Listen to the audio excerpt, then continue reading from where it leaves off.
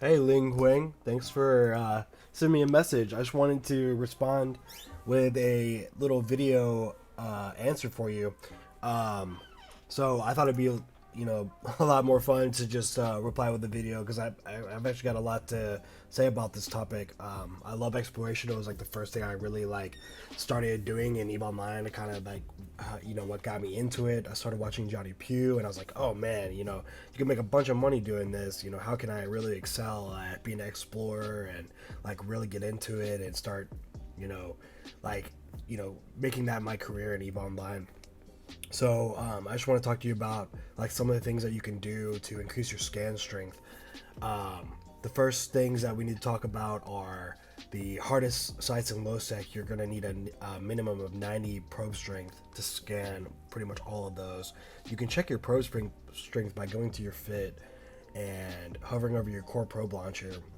Right now it says my base sensor strength is at 79, so you want to make sure that's at least 90 if you're trying to scan something in lowsec. To scan pretty much everything in Highsec, you're going to need at least 80 scan strength. So as you can see here, I'm right on the cusp of 80 scan strength. As an alpha clone, I've got 79 points on my alpha clone, Mr Kahndid. For nullsec wormholes, pack about 110 scan strength.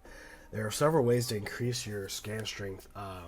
The easiest and the best ways, and this will help your core for the rest of the game, is to increase your skills.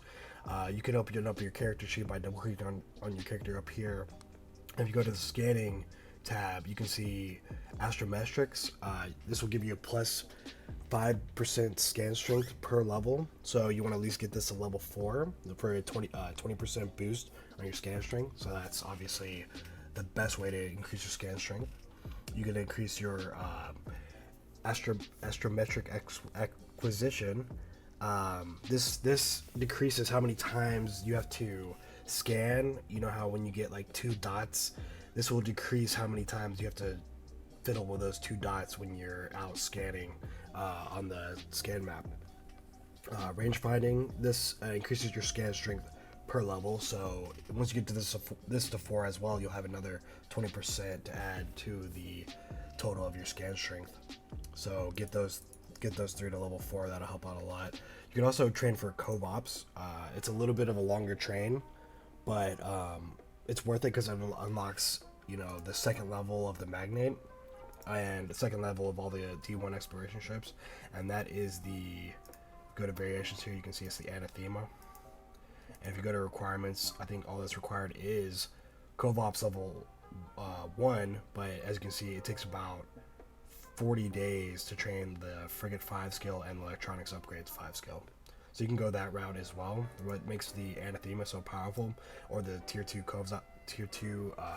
exploration frigates so powerful, is that they have really great bonuses to core probe strength. So they automatically get a 10% bonus to probe strength per level. So this means that if you train this Cov Ops to level 4, you'll have a 40% bonus of strength, and so that's pretty much all of your skills up to this point combined onto a ship as well. So you got the 40% from your skills and the 40% on your ship. So you probably pretty much be able to scan everything in the game with those 2 things combined. And then if you add these other things I'm about to mention on top of that, like the small gravity capacitor upgrades, you'll get an extra 10% each from these. So let's go ahead and search these on the market. I'll show you what I'm talking about. Whoops. Let's go to my quick bar here. I saved a couple little things for us. So yeah, if you go to information on this small gravity capacitor upgrade, you can see a scan strength bonus of 10%. So you add 2 of those to your ship, that's another 20% right there. And you can also get implants that'll increase this. One of my favorite implants that's actually cost effective as well is this Protege Prospector Astrometric Rangefinding AR 806. This goes in your it goes in your 8th slot of your implants, and it gives you a 6% bonus to scan strength, and it only costs 30 million.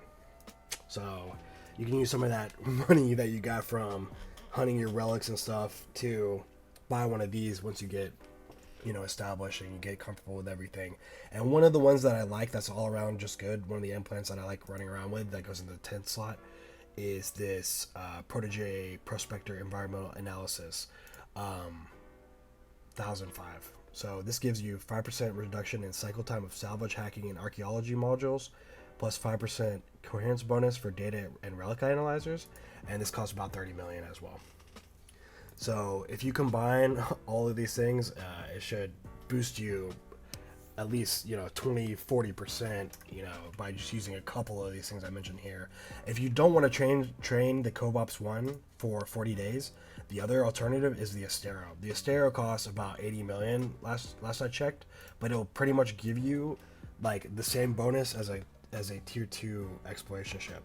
I'll show you right here. So let's pull up the Estero. Alright, so here it is. The roll bonus is 37.5% to core strength, core scanner probe strength.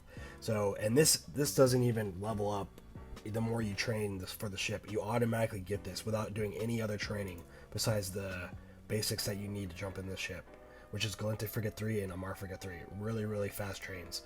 So you'll have a 37.5% bonus by basically just doing some very little training. The only downside is the Estero is a little pricey. It's only 52 million right now. So take some of that money that you made and go out and buy an Estero, and just be careful with it. What's also really cool is it can warp while cloaked, just like the tier 2 exploration frigates. So if you don't want to wait for the tier 2 exploration frigate, just jump into Estero and get to explore, and that'll give you a almost 40% boost just by doing that, and without having to wait for the skills for the T2.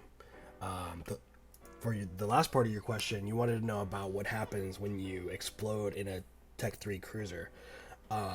So what happens is the last skill that you train for in your Tech 3C is totally lost. So I highly recommend that you train the propulsion subsystem last, because this will get lost if you explode in your Tech 3C. And losing the propulsion is not that big a deal, because you'll lose like 10% of your speed, versus like losing a defensive or offensive subsystem, like losing 10% of your defense or your offense. That might be a lot bigger deal than just losing 10% of your speed, or like some other warp bonus or something like that. So hopefully that answers your question, and I'm sure a lot of people had the same thing, so I'm going to post this on YouTube, and I really appreciate you all watching, and I really hope you'll send me some more questions, because I love doing little Q&A videos like this. Alright guys, fly safe, thanks.